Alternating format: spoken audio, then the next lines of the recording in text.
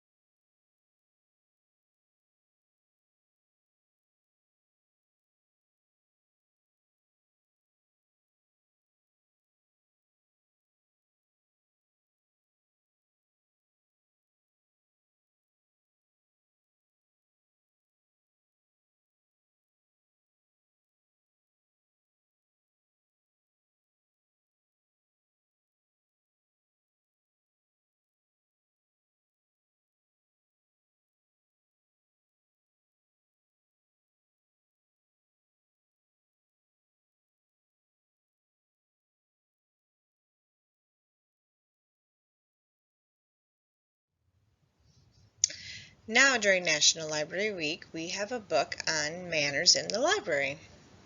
So let's see how we should behave when we go to the library.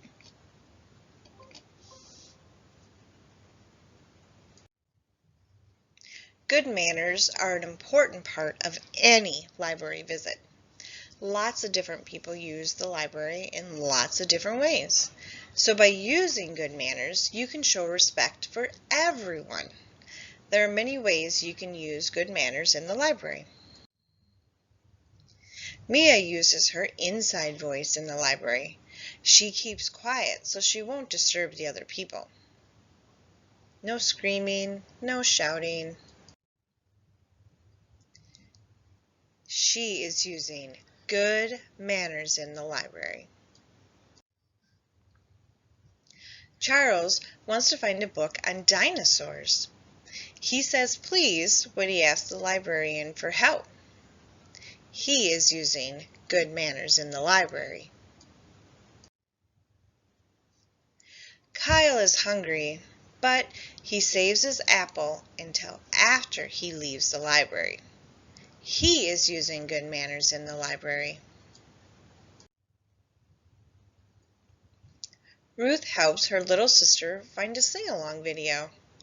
They are careful with the videos, books, and computers in the library. They are using good manners in the library. Grace loves to learn about lions. Still, she checks out only the number of books she knows that she will read. She is using good manners in the library. Looks like someone else may have taken a few too many books. Jody spends a rainy day in the library. She reads silently to herself so she doesn't bother other people. She is using good manners in the library. Mark's books are due on Friday. He returns his books on time. He is using good manners at the library. During story time, Joey and Tanya sit quietly and listen. They are using good manners in the library. Manny does not interrupt his mom while she reads to his little brother. He is using good manners in the library. You can learn a lot at the library. You can also have fun. By using good manners, you make sure everyone else enjoys his or her visit to the library too. So here are some fun facts about libraries. There are more than 117,000 libraries in the United States.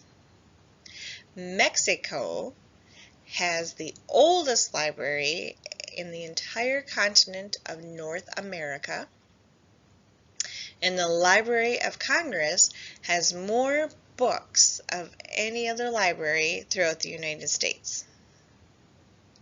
The very first public library was in Egypt more than 2,000 years ago, about 300 BC.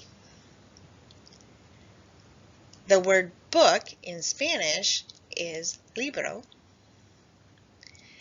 and the word library in French is bibliothèque. So, let's have some fun. Let's go with Pete the cat when he checks out the library.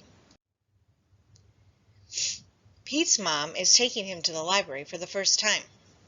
The librarian gives Pete his very own library card. "Cool," says Pete. The librarian smiles. "Time for the tour." The librarian takes Pete through the library. There is a big desk where people wait to check out books. Pete sees some of his friends reading at a long table. It's very peaceful and quiet. How relaxing. The librarian takes Pete to her favorite room. There are lots of Pete-sized chairs and tables and shelves. There are books of every shape, size, and color. "What do I do now?" Pete asks. "Now you read a book," the librarian says. "Which book should I read?" asks Pete. "You can read any book you like," says the librarian. Pete looks around. There are so many books. Pete picks up a book about airplanes and jets. He reads it and pretends he's a stunt pilot. He flies a super fast jet and does loop-de-loops and spirals high in the sky. Then Pete finds a book with dragons, wizards, unicorns, all on the cover. He reads it and imagines that he's a powerful wizard using his magical spells and a special wand to transform his castle and to defend it against a fire-breathing dragon. Next, Pete opens up a book about spiders and insects. He reads it and imagines he is a scientist studying all types of creatures in the wild.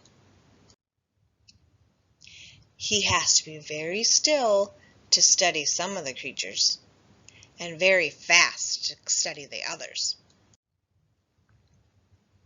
Then Pete chooses a book with all sorts of scary monsters on the cover. It's a book of fairy tales. Pete reads it and pretends that he is in a dark, spooky forest trying to outsmart a big, bad wolf. Pete put that book right back on the shelf. It was way too scary. Pete opens a book about the pyramids in Egypt.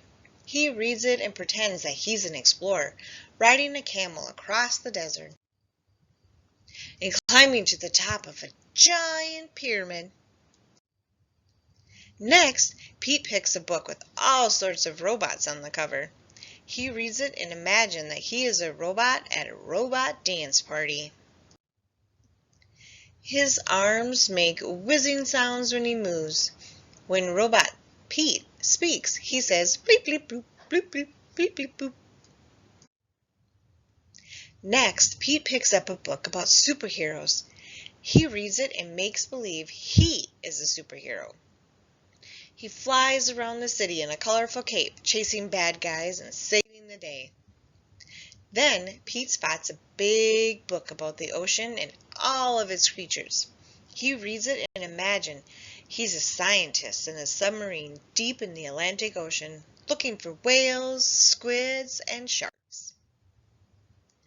There are so many wonderful books at the library. Pete can be whatever he imagines with a book. Reading is super groovy. So where will your adventure take you? Be sure to stop in the library and grab some books or movies or use our computers. See what else we have in store. We'll see you next week.